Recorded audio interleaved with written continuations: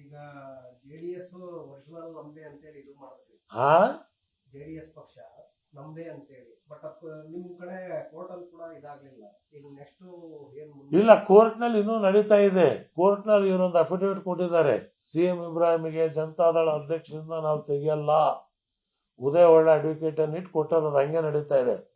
ನಾವು ಕರ್ನಾಟಕದಲ್ಲಿ ಒಂದು ಮೂರನೇ ಶಕ್ತಿ ಮಾಡಕ್ ಸಾಧ್ಯತೆ ಇದೆಯೇ, ಇದ್ರ ಬಗ್ಗೆ ಪ್ರವಾಸ ಮಾಡ್ತಾ ಇದೀವಿ ನಾವು. ಕೋಡಹಳ್ಳಿ ಚಂದ್ರಶೇಖರ್, ಮಾರ್ಸಂದ್ರದ ಮುನಿಯಪ್ಪ, ಬಹುಜನ್ ಸಮಾಜ್ ಪಾರ್ಟಿಯವರು, RP ಅವರು, ಕನ್ನಡ ಸಂಘಟನೆಗಳೆಲ್ಲ ಕರ್ನಾಟಕ ರಾಜ್ಯದಲ್ಲಿ ಒಂದು ಪ್ರಾದೇಶಿಕ ಪಕ್ಷವನ್ನು ನಾವು ಮಾಡೋದಕ್ಕೆ ಸಾಧ್ಯ ಇದೆಯೇ, ಇದ್ರ ಬಗ್ಗೆ ನಾವು ಪ್ರವಾಸ ಮಾಡಿ ಜನರ ಅಭಿಪ್ರಾಯ ತಗೋತಾ ಇದ್ದೀವಿ.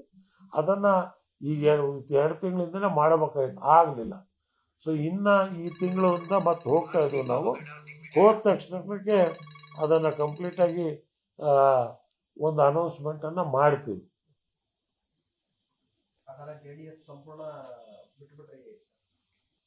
JDS ಬಿಟ್ಟಿಲ್ಲ. JDS ಅನ್ನ ಕುಮಾರಸ್ವಾಮಿ ಬಿಡ್ತಾ ಇಲ್ಲ, ಅದು ಬಂದಿರೋದು. ಅದು ಒಂದು ಫ್ಯಾಮಿಲಿ ಪಾರ್ಟಿಯಾಗಿ ಕೂತಿದೆ.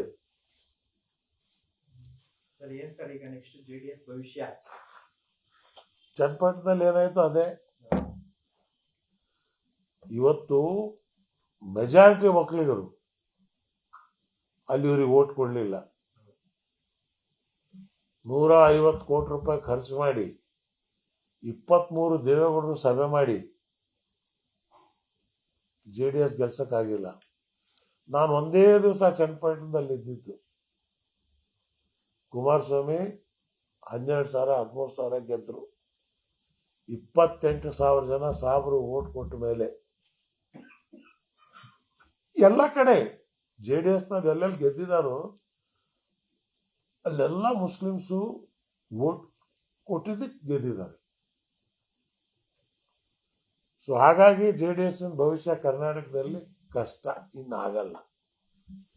ಇವರು ಎಲ್ಲಿ ತನಕ BJP ಜೊತೆಲಿ ಇರ್ತಾರೋ, BJP ಅವರಿಗೆ ಇವ್ರು ಭಾರ ಆಗಿದೆ, ಇವ್ರಿಗೆ BJP ಭಾರ ಆಗಿದೆ. ಆದ್ರೆ ಇಬ್ರು ಬೇರೆ ಬೇರೆನೇ ಹೋಗ್ತಾ ಇದಾರೆ. ಇವು ಮಂತ್ರಿನೂ ಅಲ್ಲಿದ್ದಾರೆ, ಆದ್ರೆ ಇಲ್ಲಿ ಯಾವುದೇ ಕೆಲಸ ಜೊತೆಗೂಡಿ ಅವ್ರು ಮಾಡ್ತಾ ಇಲ್ಲ.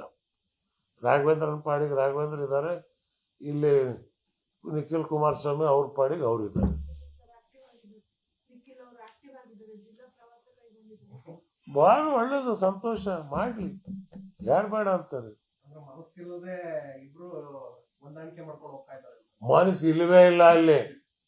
ಏನೋ ಸಿಗತ್ತೆ ಅಂತ ಹೋದ್ರು, ಓದಿದ ತಕ್ಷಣ ಏನ್ ಸಿಕ್ಕಿದ್ದೆ ಇದೆ ಇದೊಂದು ಕೆಲಸ, ಏನ್ ಮಾಡ್ತೀರಿ ಇದು. ಅದನ್ನ ಬಿಟ್ಟು ಕುಮಾರಸ್ವಾಮಿ ಇವತ್ತು ಸೆಕ್ಯುಲರ್ ನಿಲುವು ಇಟ್ಕೊಂಡು ಅವ್ರು ಇವತ್ತು ಕರ್ನಾಟಕದಲ್ಲಿ ಉಳಿದಿದ್ರೆ ಮುಂದೆ ಚೀಫ್ ಮಿನಿಸ್ಟರ್ ಆಗೋದಕ್ಕೆ ಯಾರು ತಪ್ಸಕ್ ಆಗ್ತಿರ್ಲಿಲ್ಲ ಅವ್ರಿಗೆ. ಅವ್ರ ಕೈಲಿ ಮಾಡ್ಕೊಂಡಿದ್ದವ್ರು. ಭಾರಿ ಹೇಳ್ದ, ನಾನು ಬ್ಯಾಡ್ರಿ, ಹೋಗ್ಬ್ಯಾಡ್ರಿ, ನನ್ನನ್ನು ಬಿಟ್ಟು ಲಡ ಲಡ ಲಡ ಲಡ ಲಡ ಲಡ ಅಂತ ಹೇಳಿ ಅಮಿತ್ ಶಾ ಮನೆ ಹೋಗಿ ಏನ್ ಒಂದ್ 5-6 ಸೀಟ್ ಕೊಟ್ಬಿಡ್ತಾನೆ. ಹೋದ್ರ ಕೊಟ್ಟಿದ್ದೇನೋ 3, ಅದು ಬಲವಂತವಾಗಿ. ಇವರು ಮಂಡ್ಯಕ್ಕೆ ನಿಖಿಲ್ ನಿಲ್ಲಿಸ್ಬೇಕಂದ್ರೆ Amit Shah no, if you contest we will give, otherwise no. ಈಗ ಬೇಕಾಗಿತ್ತ ಕುಮಾರಸ್ವಾಮಿ ಅವರೇ, ನಿಮ್ಮಪ್ಪ ಪ್ರಧಾನಮಂತ್ರಿ ಆಗಿದ್ದಂತವ್ರು. ಅಲ್ಲ, ಅವ್ರೇನೋ ತಿಳ್ಕೊಂಡು ಮಾಡಿದ್ರು ಇಲ್ಲಿ ಏನೋ ಸಿಗತ್ತೆ ಅಂತ. ಅವ್ರ ಆಸೆನೂ ಹುಸಿ ಆಗ್ಬಿಡ್ತು. ಈ ಶಿವಕುಮಾರ್ನು ಒಕ್ಕಲಿಗರ ಲೀಡ್ರೆ, ಅವ್ರು ಬಿಟ್ಟಾರ. ಅವರು ಜೋರಾಗಿ ಏನಿದೆ ಅಂತ ಹೇಳಿದ್ರೆ ಅವರು ಹೊಂಟವ್ರೆ. ಸೊ ಹಾಗಾಗಿ BJP ಅವರಿಗೆ ಇವರಿಂದ ಏನು ಉಪಕಾರ ಆಗಲಿಲ್ಲ. ಇನ್ ಯಾರಿದ್ದಾರೆ ಹೈದರಾಬಾದ್ ಕರ್ನಾಟಕದಲ್ಲಿ? JDS ಇದೆಯಾ? ಇಲ್ಲ. JDS ಎಲ್ಲಿದೆ? ರಾಮನಗರ, ಮಂಡ್ಯ, ಹಾಸನ, ಇದು 3 ಬಿಟ್ರೆ 4ನೇ ಕಡೆ ಎಲ್ಲಿದೆ?